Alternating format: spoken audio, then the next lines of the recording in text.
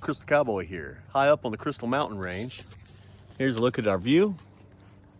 And here's a look at the rocks we've come across. See all the quartz veins?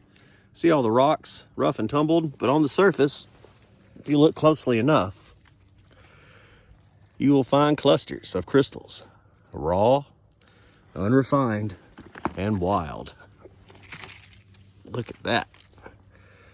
That's got some good size to them, some good points. Just laying there waiting for somebody to pick it up.